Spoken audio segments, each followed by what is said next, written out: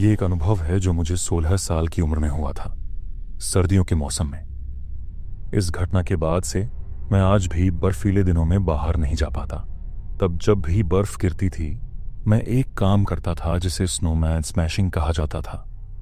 Paul, George और मैं बर्फीले दिनों में गांव में इकट्ठा होते थे और जो बर्फ के आदमी स्नोमैन लोग बनाते थे, उन्हें ढूंढकर मस्ती से उन्हें तोड़ते थे। लेकिन एक दिन हमें एक अजीब स्नोमैन मिला। वह स्नोमैन एक बड़े आदमी जितना था, काले रंग की चादर पहने हुए था और उसकी आंखें और मुंह गहरे उकेरे गए थे।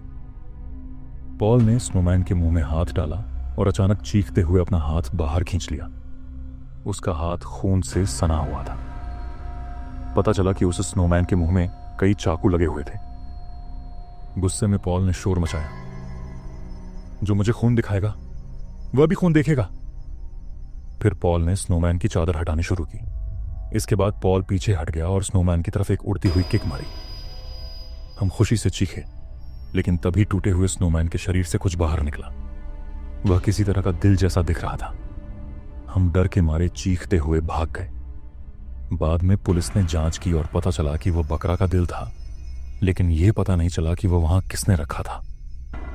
उस रात सोने से पहले मुझे एक अजीब सा डर महसूस हुआ, जैसे अत्यधिक ठंडी हवा मेरे कमरे में आ रही हो।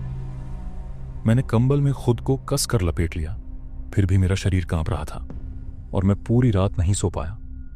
उस दिन के बाद से मुझे लगता था कि ठंडी हवा हर दिन मुझे पीछा कर रही है।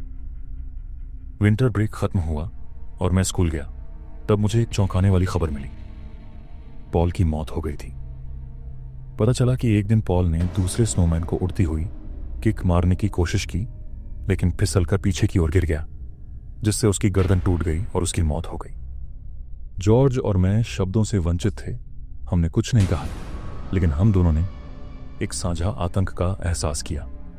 उसके बाद से गांव में एक खतरनाक माहौल बन गया और सभी माता पिता ने अपने बच्चों को सख्ती से चेतावनी दी कि कभी स्नोमैन को न तोड़े। कुछ समय बाद एक और भारी बर्फबारी हुई और जैसा कि हमेशा होता था, गांव के बीचों बीच एक काले कपड़े वाला स्नोमैन बना था।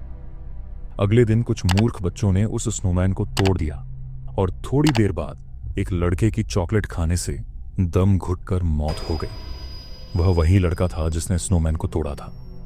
उसके बाद गांव के माता पिता ने अपने बच्चों को बर्फीले दिनों में बाहर जाने से मना कर दिया और दरवाजे कसकर बंद कर दिए। इसके बाद कोई भी बर्फीली सड़कों पर नहीं चलता था। फिर भी भारी बर्फबारी के अगले दिन वह काले कपड़े वाला स्नोमैन सड़क के बीचों बीच हमेशा दिखाई देता था, लेकिन कोई भी उसे छूने की हिम्मत नहीं करता था। समय के साथ वह स्नोमैन गांव में नहीं दिखाई दिया और सौभाग्य से कोई और त्रासदी नहीं हुई। हालांकि उसके बाद से गांव में कभी भी उस स्नोमैन का नाम लेना सख्त मना कर दिया गया और आज भी यह एक अनसुलझा रहस्य है कि वह स्नोमैन किसने बनाया और वह क्या था। गाइस, एक ताज़ा खबर बताता हूं। हमारे चैनल को देखने वाले 34% लोग ने हमारे चैनल को सब्सक्राइब नहीं किया है। So please hit this subscribe button.